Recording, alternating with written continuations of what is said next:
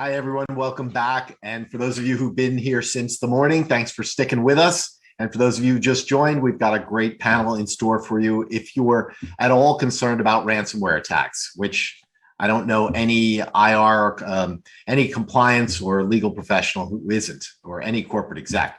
So this panel is going to focus on that. And as usual, we've got a real list of all-stars. Let's start with Amelia Gerlicher of Perkins Coie, whose bio will tell you that she focuses her practice in the areas of privacy and data security, counseling clients on preparing for and reacting to cyber attacks, as well as helping clients assess and address privacy and data security risks in their day-to-day business and commercial activities. But what you may miss from her bio is that her experience is extraordinarily broad, from advising medical marijuana companies on how to protect sensitive health information and avoid becoming potential targets of data breaches, to the ongoing management of a complete enforcement program for Facebook to enforce its terms of use, prosecute spammers, hackers, and phishers, and to investigate and refer illegal behavior to law enforcement. She's a real crackerjack, Amelia, and we are thrilled to have her on this panel. So welcome, Amelia. John. Thanks. Next up is Travis LeBlanc, who will be moderating the panel. He is chair of Cooley's cyber data and privacy practice. He thrives amid the juxtaposition of cyber technology, law, and business. And you'll note from his bio his incredible amount of high-level government experience, chief of the Federal Communications Bureau, the Enforcement Bureau during the Obama administration, a lawyer in the California AG's office under the direction of AG Kamala Harris. Launched California's private statewide privacy enforcement and protection unit, as well as the California e-crime unit. And you'll also note that he is one of the few people on the planet who has degrees from Yale, Princeton, Harvard, and Cambridge, which always makes me feel inadequate, but still I admire Travis nonetheless. But you may miss that the US Senate unanimously confirmed Travis's nomination to the Privacy and Civil Liberties Oversight Board, which advises on and reviews the federal government's counterterrorism activities to safeguard privacy and civil liberties. This was during the Trump administration. I don't know anyone else who got a unanimous confirmation, and I know that Travis definitely deserved it, and I find that very impressive. I've had the privilege of working alongside Travis on a number of matters, and the only thing that surpasses Travis's brilliance is his humility. He makes everyone around him shine. I like to say that Travis is the Giannis Antetokounmpo of IR, but it's really the other way around. Giannis is the Travis LeBlanc of the NBA. So can't wait for us to see Travis on Air Force One so I can tell my kids I know that guy. Welcome, Travis. Thank you, John. That is very, very kind. And look, with a head like mine, it's easy to make everyone else shine around you.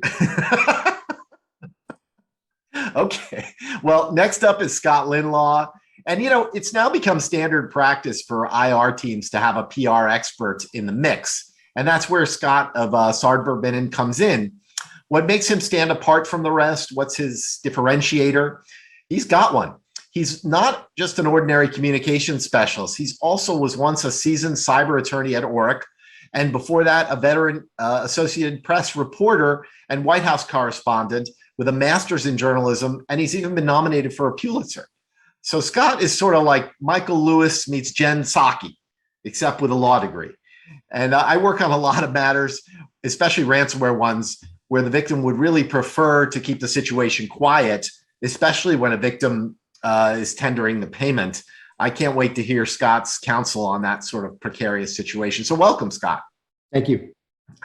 Next up is Paul Luehr. And simply stated, he's one of the most experienced data breach lawyers on the planet. I've known him for, I think, probably about 25 or 30 years. He's worked on just about every major data breach that has ever happened. Some he can mention, some that he can't mention. He runs cybersecurity at Faegre. He's just relocated, but told me that really hasn't made any difference at all in terms of he's now here with us in Maryland. I first met Paul when I was at the SEC, and he was my counterpart at the Federal Trade Commission in charge of their internet program. We worked cases together and became friends. What always impressed me about Paul was that he didn't just investigate cyber fraud. He took his cases to trial, where he was a cross between really sort of Jack McCoy, Ben Matlock, and Atticus Finch, a bona fide courtroom lawyer. He loved it so much, he went on to become an AUSA. And then he joined Strauss Friedberg, where I worked as general counsel there and also a managing director when it was a tiny startup. He's simply really one of the nicest people you can ever meet. Welcome, Paul. So glad to have you here. Thanks, John. You're too kind. Then finally, we have Dom Paluzzi. Our next speaker's bio will tell you not just that he is co-chair of data privacy and cyber at McDonald Hopkins, but also that he is one of the more seasoned IR practitioners you'll hear from today. He has counseled clients through 5,000 data breaches and privacy incidents. What you may not glean from Dom's bio is that he is the Nostradamus of data security and privacy trends and prognostications. I watched a video from Net Diligence where Dom talked about increased federal and state scrutiny, especially in certain states. He broke it down by state, increased third-party breaches affecting downstream clients, boldness of threat actors, and a hardening cyber market in terms of insurance. Being able to counsel clients for the future is not easy within this landscape. But Dom's experience, I think it makes him specially qualified to do. And that's where Dom excels. So can't wait to hear what he shares with us today. Travis, take it away. And I look forward to listening to you all. Thank you, John. Good afternoon to everyone on the East Coast. Good morning to everyone on the West Coast. And good evening to everyone else in the world. I'm Travis LeBlanc from Cooley, and I'm very excited to have the opportunity to moderate this panel of leading experts and practitioners to discuss what's happening in the world of ransomware attacks, a space that continues to evolve quickly and involve a variety of actors. The ransomware panel is a staple of the incident response forum Masterclass. Every year, we try to focus the panel on what's new in the past year and where we expect ransomware to go in 2022. As will come as no surprise to the audience, over the past year, we have continued to see increased ransomware attacks. The 2021 annual threat monitor from NCC Group found that ransomware attacks rose by almost 93% in 2021 as compared to 2020 levels. That makes it about 2,690 reported attacks in 2021. Those are the ones that were just reported. 2022 will likely see a further increase in attacks, particularly given the geopolitical events that are currently taking place in Europe between Ukraine and Russia. Fortunately, as the threat environment is proliferating, we're also seeing signs that law enforcement may be catching up to at least some of these actors. As the Colonial Pipeline ransom recovery showed last year, even if an attack cannot be stopped in real time, there are some instances where the financial fallout can be remedied and the actors cut off from their ill-gotten gains. Our goal today in this session is to cover what's been happening in the space as of late so that you're all on alert and hopefully provide some tips for preventative measures in this rapidly changing environment. But before we get started, I wanted to just make sure that everyone knows that the chat function is open and available. I'll aim to monitor the questions throughout the session. If you have any questions for the panelists, please feel free to submit those in the Q&A, and we'll try to cover those in the session if possible. With that, maybe we can kick it off with a question for Paul. Paul, what are the key issues that you've seen in the evolution of ransomware attacks in the past year? Thanks, Travis. I think the main evolution was that ransomware met the real world. Before, we've had major attacks, solar winds, NotPetya, retail space where it affected millions of people, but we still tended to perceive ransomware attacks and cyber attacks in particular as just that, cyber related, internet related, or maybe related to a particular company, or maybe just related to the government. As you mentioned with the Colonial Pipeline attack last year, and you match that up with the JBS attack, in close succession, we literally had two ransomware attacks where people were wondering whether they could get to their barbecue on Memorial Day. That is where the real world really met, I think, ransomware for the first time. It was an event that did not just affect the corporate victim, or even more broadly, the government, but all of us in our everyday lives. I think that was a real game changer about a year ago. And of course, in addition to ransomware getting real, you might say, politicians got real about it as well. And we saw then, most recently in March, following the Ukraine events, that they step forward, and particularly around infrastructure, they passed the new law, the Cyber Incident Reporting for Critical Infrastructure Act. Some people call it Sirsha, some people call it Circia, tomatoes, where we'll have to figure out where we land. But that was pretty significant because it was really for the first time the federal government acting, maybe since the days of HIPAA, where there was a broad-based federal law that says, we're going to do something about this, and we're going to start with reporting from infrastructure companies. As many of you know, this is a masterclass. I'm preaching to the choir here, but it requires that you're going to have to report a cybersecurity incident if you're a covered entity within the meaning of infrastructure within 72 hours of recognizing that you've got a substantial incident on your hands. And of course, I'm using quotes here, and each one of those quotes is going to have to be filled out by some rulemaking really over the next, could be as long as 3.5 years. Although Jen Easterly at CISA has already signaled that she'd like the rulemaking process to move faster. So that was pretty major. And then on ransomware in particular, in conjunction with that act, or the infrastructure portion of it, it requires that infrastructure companies report any payment of ransom within 24 hours of the payment itself. Again, pretty tight timeline, and I think a significant legal milestone. Add on top of that, more recently, the SEC, as we know, has now come out with proposed regulations for public companies to report faster and more thoroughly around what they call a material cyber incident. Need to do it within 4 days. In addition, you need to report on your policies and procedures, board oversight, even the technical nature of some of your board members. So you put all of these together. In short, Travis, I think 2021, 2022, we saw ransomware get real for all of us, especially in the legal community. But one thing I think we talked about as a panel getting together that's probably even more significant in some ways at the tactical level where many of us operate every day is that the definition of ransomware started shifting a little bit. And I'll throw it out to some of our colleagues here. Ransomware is no longer just about encryption. Yeah, Sure. Go ahead. I think that was the first thing that came to mind when we talked about what's changed. A year or two ago, ransomware meant, analyzing whether, what had been locked up and had they potentially maybe accessed some sensitive data. But now in almost every case, they at least claim that they've taken the data and that they're going to release it if you don't pay. And typically that's validated. It's not just that they're blowing smoke. And the other thing in connection with that is, ransoms have been increasing. I think, sources kind of vary widely about how they track that, but everyone that purports to track it says that it's shooting up rapidly year over year. So those present kind of a much different scenario than a few years ago, where it was like, for $20,000, we'll give you your decryption key. That's just not the landscape anymore. Yeah, this ransomware term is broadened to capture just almost ordinary extortion events. It doesn't have to, involve malware implanted in crippling systems.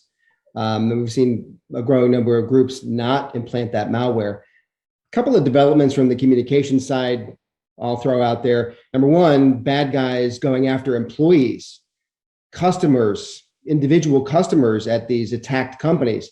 That these are the individual victims of these attacks, and the bad guys are targeting them to threaten them and put more pressure on the breached company to pay. We've also seen, in one case, threats from bad actors against third-party IT forensics teams. This was a team that spoke out publicly in support of its client, the attacked company, and was threatened by the threat actor. The second thing I'll offer in terms of the last year or so is a tremendous skittishness in the marketplace over tightening SEC requirements of the last couple of years, to say nothing of the proposed rules that are coming. As Paul mentioned, we've seen a wave of 8Ks on cyber incidents. Most of these incidents are material when they're reported in 8K, as they should be, but some of these 8Ks actually report immaterial events. They merely disclose a cyber incident that per the 8K, had no financial, no operational impact at all. That's a curious thing, obviously, but I think it's a sign of the nervousness in the market about crossing the SEC as it's tightened its rules. And I expect the coming SEC rules, as Paul mentioned, if they're approved, are just going to accelerate that. It's a big communications issue. And Scott, to your point, right, that the fact that these threat actors are, posting on leak sites, they're reaching out via social media, calling employees, calling clients. We've had where they threaten law partners at law firms that are compromised of, you may not have a law firm after tomorrow. And so I think it's really accelerating the need for legal and communications to really align. Gone are those days of, let's let our forensic investigation, fully complete. And once we have our arms wrapped around this and tie a nice little bow, we can go public with it. Those days are gone. So preparation's becoming ever more important to make sure that communications and legal certainly align, because our response has really been fast-tracked as a result of the boldness of these threat actors. You mentioned employees. I think it's also worth noting that sometimes we're now seeing the threat actors are posting rewards or bounties for wayward employees to come forward with sensitive information about their own company, and even offering a reward to some of these employees. Hey, we'll extort money out of your employer and we'll give you a cut, which I think is a new development we've seen in the last year. And then finally, consistent with the theme, it's not just about encrypting. We have seen some instances where if they fail to get a ransom based on the encryption, if they fail based on the exfiltration of data, they'll sometimes come back with a third hit, which is a real or threatened denial of service attack, basically coming in from the perimeter and trying to take you down that way. So a wide variety of tactics that we're seeing. Yeah, so from a comms standpoint, at least with respect to this panel, when we use the word ransomware, we're actually speaking more broadly than the traditional encryption of all or part of a network, to be more inclusive of any, attack that involves a demand for payment for, either, to prevent the release or disclosure of confidential or proprietary information. Scott, again, because we're on the comm side, let's move over just a little to the actual perpetrators. Who are the perpetrators? How are they organized? And how have they changed in the past year? Great question. I'll start with the group Lapsus. This is a relative newcomer gang, but they've had a big impact. They're kind of the menace of the moment. They've successfully struck Microsoft, NVIDIA, Okta, Samsung, Vodafone, several other big companies just in the last few weeks. I think the hallmark of Lapsus is chaos. Their tactics are highly inconsistent. Their motivations are murky. We don't know why they act the way they do. And that may be because they are, at least in part, a band of teenagers. 7 of these kids were arrested in London last month, and a couple of them have been charged with hacking for Lapsus. That hasn't stopped Lapsus, although it might have slowed them down a bit. There's apparently a branch of this group, or maybe even their headquarters in South America. As I said, their tactics are highly erratic. Technically, they're not a ransomware gang, as we've just discussed. They don't typically implant crippling malware. They focus mostly on stealing data and extorting for it. Sometimes, but not always, they target source code. In the NVIDIA attack, for instance, they initially stole some data and demanded an extortion. Then they demanded NVIDIA make some changes, some technical changes to be more permissive on Bitcoin mining. And then they went back again and exposed 70,000 employee credentials. As I say, they usually, but don't always ask for extortion payments. And just as Paul said, they often seek insider co-conspirators, trying to recruit employees at their target companies who are willing to take a payment in exchange for, illicitly granting network access. They prolifically use phishing attacks. They love to post their exploits on social media. Their favorite venue is Telegram. Apparently, we've seen they sometimes engage directly and live with reporters, which is unusual. But here's one tactic of Lapsus that really makes our blood run cold on the communication side. They sometimes crash the internal crisis response Zoom calls. They bomb into the victim company's crisis calls to taunt them. They haven't bombed into any of our calls, but I can imagine how chilling it would be if they did. I'll spend just a moment on another big group, and I'm guessing my colleagues here may have more to say, but Conti, one of the most menacing groups out there, Russia-based, ransomware as a service model, massive criminal organization, about 600 successful attacks last year across every sector, across the globe. They raked in billions in crypto extortion payments. There was a vast leak of internal Conti documents just a few weeks ago that has shed light on their operations. And this leak occurred after Conti spoke out publicly in favor of Russia after it invaded Ukraine. So you can guess the motives of the leakers, of the hackers. The media has just feasted on these revelations about how Conti operates. I'd be happy to send anyone who's listening out there, a couple of the best of these news stories. Just hit me in the chat or an email. But I'm guessing, as I said, others here may have more to say about Conti or other groups. Well, we did get a question from the audience, Scott. And the question is, how are these threat actors choosing their potential victims? Others will have thoughts on this panel, I'm sure, but it's incredible and a little bit spooky, the intelligence that they bring. Some of them are just, they just, take a shotgun approach and kind of hack in where they can. Others go in quietly, probe internal files, even probe how much insurance their victims have. So there's a lot of back end work, especially by a group like Conti, a lot of due diligence and homework on the back end. Welcome other thoughts on this. I think that's right, that it's both. I've actually been involved in a long back and forth with investigators over which one it was. Was this thwarted attack somebody putting in initial feelers because they were doing this across the industry and see what they found, or was it a failed targeted attack? The IOCs can be pretty similar, and both strategies seem to be widely used. Yeah, I've seen in the last year or so an increase in watering holes. Which at the initial level is just trying to attract somebody based on something. Often it's an advertisement they think is going to take off, and they embed the malicious software behind the advertisement. But once they get a foothold, of course, then they can dive deeper and do more intelligence. And add to, we already know they do a lot of background research on the company just by searching through Google or going to LinkedIn. I've had instances where they know the name of the CISO because they pulled the name off of LinkedIn, and they know exactly what position that person's holds.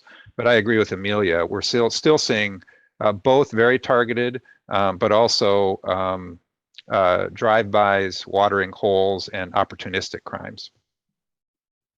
We can't forget about those unsophisticated clients, right? So much of what we hear in the media, right? Very large organizations, but day in, day out, those solo practitioners, small manufacturing organizations, they're leaving the RDPs open, right? They're just some of the vulnerabilities that the more sophisticated organizations have closed up. That's not the case when you get sort of in that SME market. So right, RD what? That's the reaction you would get, right, from a doctor or maybe an investment practice. They don't know these terms. No they idea don't know. how I log in. I just log in. Yes, that's right. That's right. Domstradamus, threat actors like Lockbit have started soliciting employees at target companies. I think you made a reference earlier to insider threats, and Lockbit and others collaborate, with the employees to get them to perpetrate attacks in exchange for a cut of the ransom or extortion payment. How prevalent is this trend, and what, if anything, can companies do to minimize the risk they fall prey to it? Let me also note we have a question from the audience that is related, which is, what causes of action could an employer bring against an employee who engaged in or assisted such an attack? For example, to recover damages or the cost of forensic investigation, but thinking about not only how can you minimize the risk that you become a victim of an insider threat, but what legal recourse do you have after that takes place? Sure. Yeah. No. Great question. And just when you think you've seen it all, and when I first read the article about Lockbit a couple of months ago, I thought, oh, maybe this is kind of a one-off. And just for some background, Lockbit had included as part of sort of its image of the traditional ransom note, there was also a bit of a recruiting post, if you will, right, to the specifically targeted to the IT folks of the organization of, hey, would you like to earn millions of dollars? We're looking for access via some login credentials and passwords to VPN and RDP or your corporate email. And then there was actually a recent survey a couple of months ago that came out and said, hey, 65% of those have responded say either they or their employees were approached in the last few months by a threat actor looking to gain some sort of access into the organization's environment. And so, again, those were sort of articles, but then I actually had it in a university incident where the threat actor indeed claimed that they gained access from a disgruntled IT employee from the university. We weren't able to ultimately prove that, but certainly had some suspicion and, certainly raised some flags and talk about a distraction to the incident response process, right? That all of a sudden now you think the folks that are on your side have actually helped and assisted the threat actors. So, and I think loyalty is also an issue now with the remote or hybrid working environment and folks enticed, right, by these threat actors. So obviously background checks, but at the end of the day, if they're going after the folks that hold the keys to the kingdom, it's going to be pretty hard to stop that. So definitely one to watch. And again, if I was just reading it, I would say it would never happen, but we've seen it in action. We're not seeing it a ton, but I think it is definitely one to watch for. To the question, certainly there's criminal implications. So we would be turning over something like that to law enforcement. But on the civil side, I mean, there's certainly employment actions that could be taken on a breach of contract or some other form of action. But I think it's certainly more on the criminal side that we would have against an employee if indeed we're able to show that they were able to hand over the keys to the threat actor. Travis, on that point, I think it's worth emphasizing that one of our traditional levers, which was the CFAA, the Computer Fraud and Abuse Act, has been substantially narrowed, first by the Supreme Court decision in Van Buren, and now more recently, the Ninth Circuit just came out with a similar opinion. Van Buren was an insider, ended up, I think, getting paid for handing out information, and the High Q case out of the Ninth Circuit, it was more of a scraping case against LinkedIn. But in both of them, they said it really, the Computer Fraud and Abuse Act is really meant when you're taking over somebody else's account, more of a traditional hack. And it's really removed one of the weapons we had against insider fraud was to use this act against somebody who was using their account, quote unquote, beyond authorization. So now I think, as Dom points out, it's probably a more traditional fraud action by the criminal authorities, maybe a breach of fiduciary duty in the employment context. But one of those traditional levers, the CFAA, I think we have to recognize is maybe not there for some of those insider problems. And I do think, Paul, there's a real debate about, the extent to which the aiding and abetting provisions of the CFAA that's a great might point. actually apply when you're dealing with true hacking, right? And here we are dealing oftentimes with true hacking that's there. And the question is whether you could really get that employee on a conspiracy theory or an aiding and abetting theory that might legitimately hold them liable for their participation. Yeah, that's a great point. Great point. There.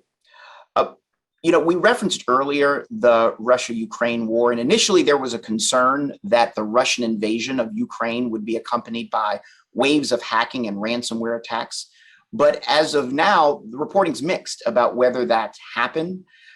Paul and Amelia, maybe you have any thoughts about how this conflict has impacted ransomware attacks and responses? I would say you have to be aware of the potential that exists there, but it so far doesn't, as you said, doesn't seem to be a huge factor. at least now. And while some ransomware is driven by like the desire for chaos or revenge of some kind, a lot of it's business, and war is bad business. So in keeping it away from, for example, insurance provisions around acts of war is in their interest. And so I think it makes some logical sense that we're not seeing as much kind of ransomware tied to this war as we thought we might. Right. No, I agree. I just haven't seen it show up directly, but I think for the average practitioner, it hits us in three ways. First of all, if we're considering paying a ransom, I think everybody's more is nervous about it, and more nervous than they used to be, because you certainly don't want to be paying a sanctioned party. And let's face it, there's a lot more sanctioned parties out there. I mean, it's things like every morning you wake up and there's a new list of sanctioned parties coming out of not just the U.S. but Britain, Australia, et cetera. Second, I think people are concerned about a general attack that could start with the combatants and then flow into the rest of the world, like we saw with NotPetya, a worm that gets out, for example. And then third, I think there's just a general, a more specific concern depending on which sector of the economy you're in. The government has, I think, notably put the financial sector on alert, saying if we see an attack coming, they're likely to come after our banks and financial institutions because the Russians are upset about the sanctions that they're facing on their side. So I think overall, the effect of the war right now, as Amelia said, is really mixed. Yeah, I want to switch us to Colonial Pipeline for a minute, which is, Colonial Pipeline captivated the attention of the media. It captured the pocketbooks of Americans. What is the, and the Department of Justice has really trumpeted the activity there as a big success from a law enforcement standpoint. What does the Colonial Pipeline recovery example teach observers about the DOJ and other law enforcement agencies' capacity and ability to respond to large-scale ransomware attacks? And maybe, Amelia, you could kick us off. Sure. I mean, I think it certainly was an example of their capacity and ability to respond to a large-scale attack. They certainly have the resources, but to remember, we heard about this because it was a success. And they're working all day, every day on a lot of efforts that either don't come to fruition or don't or can't be publicized. And if all the factors align and the investigators catch a break, and this can be the result. But I don't think anyone should assume that this is what happens if only we try hard enough, or if only the company is big enough. Those aren't really the factors that were at play here. And so, a conversation with law enforcement could be a really good idea, particularly in ransomware situations, because not only can they have, or does it help with your OFAC analysis and defense, but they may have prior experience with the attacker or their behavior. They may have additional potential information for you, but they may not. I think, to be honest, you don't rely necessarily on law enforcement, kind of federal or local, to help you with your investigation. That's something you're going to have to figure out. But it's certainly a tool in your arsenal. And so I think it's good to have a high profile success to make everyone aware and remind them that the tools exist, but don't rely on that as something that will necessarily happen for your organization, small or large. Thank you. Yeah, I guess, to put the question a little more directly, Amelia, is it realistic to think, if you're about to make a ransom payment, that the Department of Justice and the FBI will get your money back in asset seizures and an asset seizure after the payment? No. I mean, to the extent you're relying on lightning striking in any part of your investigation, you can rely on it there. But don't consider this to be something's going to happen for you. Yeah, I agree. It's very rare, unfortunately. It was a great action by the federal government. Kudos to them. And I'm glad it's trumpeted, because I don't think the American public realizes that we do catch these bad guys, or the government is effective at times. But they're not going to be able to get that ransom payment back in probably over 90% of the cases.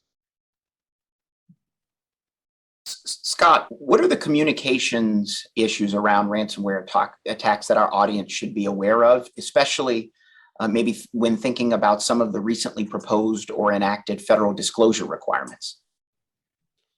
So just to zoom out for a second, I think one mistake that companies make in these situations, ransomware or more broadly cyber, is to think of them as, technical, operational, maybe legal events, but not reputational moments that require really thoughtful, strategic communications. Companies spend years, decades building up credibility, building up trust with their own employees, with their customers, et cetera, and they could just go up in a puff of smoke in one of these incidents. So that's why companies should care about communications and reputation at the highest level.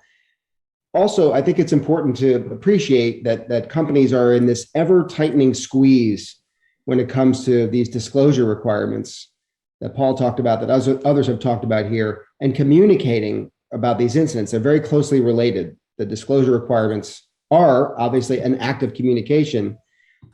On the one hand, you've got hackers like, lapses who are becoming more and more audacious about publicly announcing and bragging about their exploits. Literally on social media, they pick up the bullhorn and start yelling about them.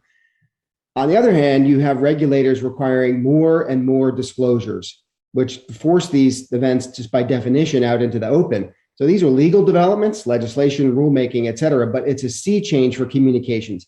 The age, as you said earlier, of trying to sweep these incidents under the rug or just hoping they're going to blow over is ending. You got about 20 state AGs already have websites where they publicly post breach notices. Companies tell the AGs turn around and tell the world. HHS has a website where it posts health data breaches. SEC has been tightening its disclosure requirements and is continuing to do so, as we heard on the previous panel and as Paul said earlier. They started levying some pretty serious penalties for failures to adequately disclose, including, relevantly here, at least one penalty last year that related to misleading statements by a company to the news media. Now, the SEC's proposed tightening even further, including, as I think Paul mentioned earlier, a requirement to disclose a material cyber incident within 4 days, among other things. And as we've discussed, President Biden signed legislation last month relating to critical infrastructure entities. There's still some rulemaking to do there, and those incidents as to the new legislation, they might or might not become public once they're reported to CISA. There's some FOIA protections there. But we take all this together, the proposed SEC rules, the other government agencies requiring disclosures. This is going to dramatically reshape the way companies communicate following an incident. The say nothing approach is just going to be eventually, I think, unavailable. So it's just going to, complicate companies' communication strategies. We have a white paper about this today, and I'm happy to send it to anyone who's listening. Yeah. Scott, The other thing, go ahead, Dom. I was going to say, just to add on to that, is the contractual notice obligations. Sometimes we have 3-4 days under the regs, we'll have 30 days under the state laws, but there's contractual notices of hours or a day. And now all of a sudden we're having to give a third party notice. And what are we saying to our employees? So that's further complicating. And, organizations just sign these agreements and, until they actually come to life here, we don't even realize what they've executed and the impact that it's having. And in addition to employees, it's your commercial customers. Scott, I think I'd be interested in your insight into that, because I think that's one of the toughest ones. There's not necessarily a statute that says thou must report to your business partner over there. We know most of the statutes are oriented around personally identifiable information. It's usually employees or consumers. But I think that's one of the toughest nuts to crack for a company that's facing ransomware. Yeah, it's a great point. Whatever it is, whatever that first disclosure is, whether it's you got to tell the AG in New Hampshire, or you have to file an 8K, or you've got 100 or 1,000 customer notifications that got to go out. The first thing we do when we come in is say, what are the facts? And often, of course, you're groping around in the fog of a breach. But the second question is, what are your notification obligations as to government agencies or your own customers? And whatever that first earliest moment is, that's we consider the, effectively the press release. And you have to frame all the other and structure all the other communications around that first moment of communication. And I think it's worth making the point too that when we're talking about ransomware in particular, you may have no idea what's in those files that were taken or encrypted for quite a while. And so that's really a challenge in terms of constructing that timeline and figuring out who you're supposed to notify and what. And the other thing, it's one of those things that continually annoys me in this process is it's not just that we have to publicize these incidents and that the AGs are telling everybody when we tell them about incidents that provide risk. We have to do it even if the information was buried somewhere and there's no particular risk. It's still part of something that they have to go public with. And so that's something that companies struggle with a lot and probably undermines the overall goal, which is to tell people, because you're willing to tell people more than you're willing to have it splashed on an AG's website often. So. Scott, there is a lot of interest in the chat in the white paper that you've offered, and I imagine many folks will want to find a way to contact you to get that white paper. I assume if they Google you, they probably could find you at Sard and take it on from there. Yeah, thank you. I will review the chat logs after this, and I'm happy to receive an email. My address is on the website. Okay, great. There's also another question for you, Scott, that's come in on the comm side, which was, once you're done with the recording requirements and they've all been met, how does an organization align with its comms team to ensure a positive spin on the otherwise negative news? I take this as, what are your tips, your pro tips on how to spin this negative story into a positive? Well, first of all, understand communications is not going to solve the problem, the technical problem. It's not going to solve a reputational problem. There's a few things that can help it kind of blow over or go away. And communications, if done thoughtfully, if done strategically, can help mitigate the reputational damage, but can't necessarily fix it in 24 hours. Part of it's time. We live in the age of breach fatigue, and incident after incident, the public's becoming numb, and you can almost be guaranteed that within a couple of days of one incident, another one's going to come to blow yours out of the headlines. Another thing a company can do is to, after an incident and sort of what we call the reputation rehab phase, is to make new commitments to security. Intel's a good example. A couple of years ago, some vulnerabilities, I'm going to use the shorthand here, the vulnerabilities known as Spectre and Meltdown were found in their chips. Not long after that came out, they publicly pledged to drive security further into their semiconductors in the future. The CEO went out and said, this is what we're going to do. And then for month after month after month, they had a drip of proof points of how they were actually doing that into their products. We've seen enterprise software companies do this successfully as well. We have another question from the audience that is quite interesting, I think, and it really goes to the NIST framework, and that the NIST framework itself is normally voluntary on critical infrastructure. Do you think the NIST framework should be made mandatory? Anyone have a view on that one?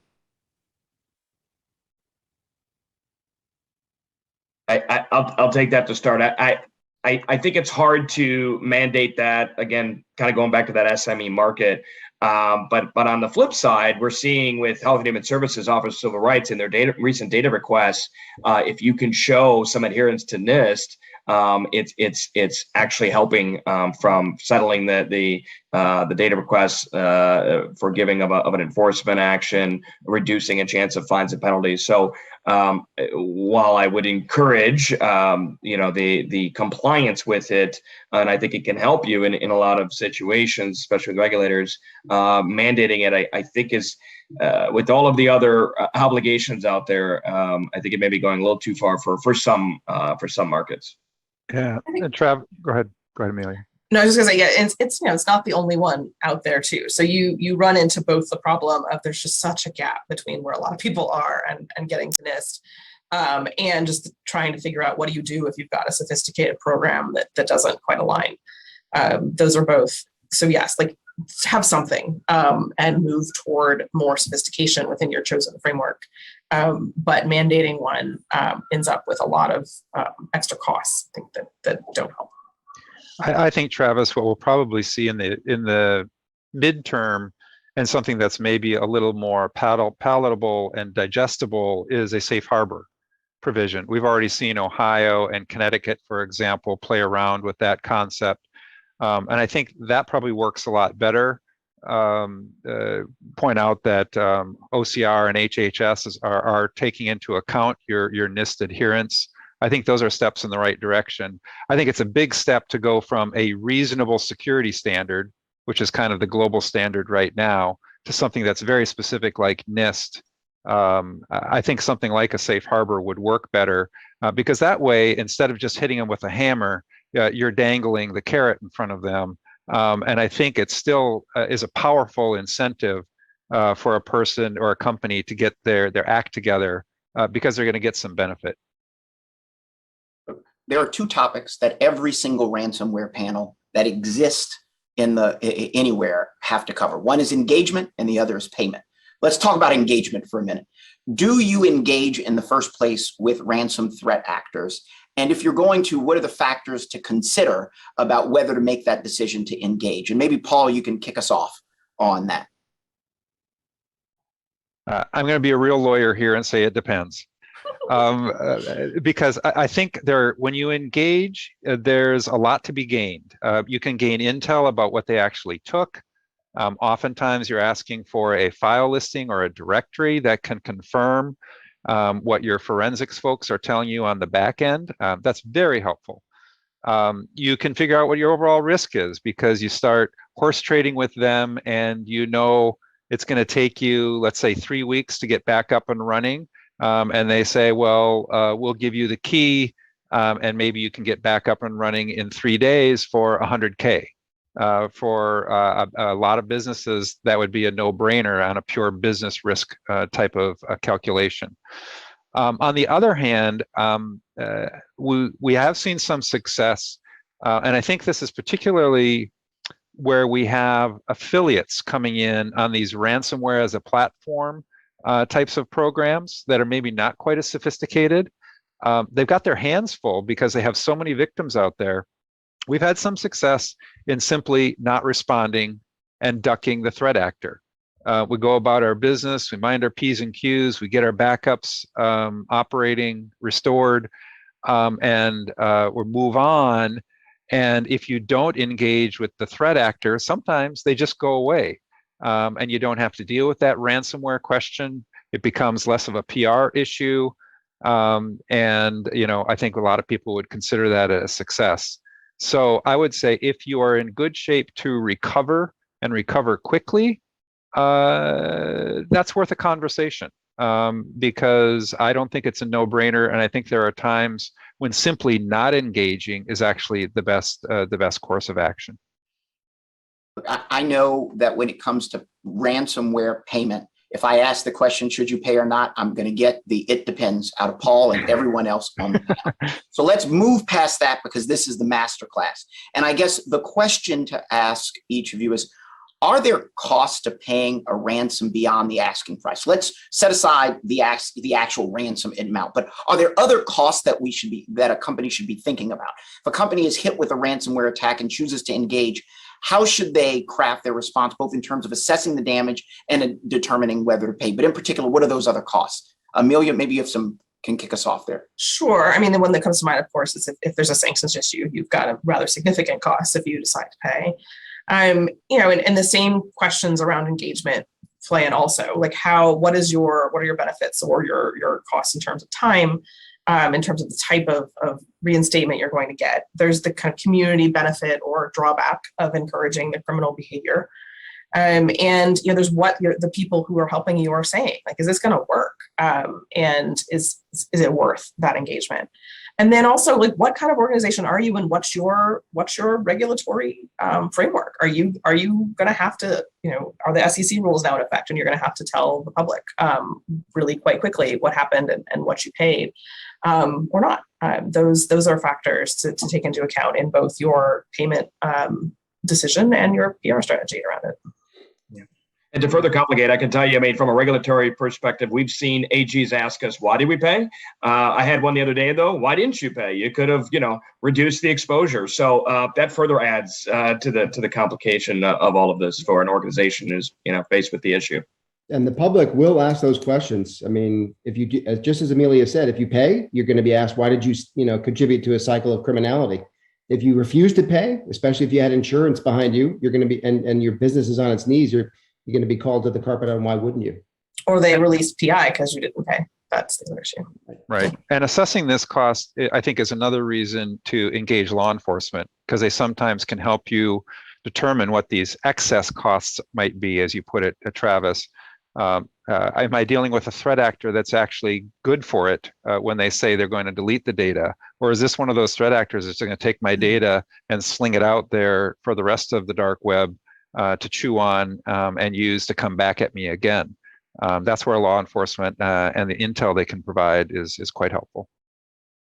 Well, friends, I fear that our time together has now come to an end. Bruce has joined the session. I want to thank Dom, Amelia, Scott, and Paul for an engaging conversation around ransomware in 2022. And I'm going to turn it back over to you, Bruce. Bruce has joined the chat. He is in the house. Hey, Travis, great job as always. This is such a great topic. It changes completely every year. And really appreciate all the insights, Dom, Amelia, Paul, Scott, and Travis, of course. Thank you so much.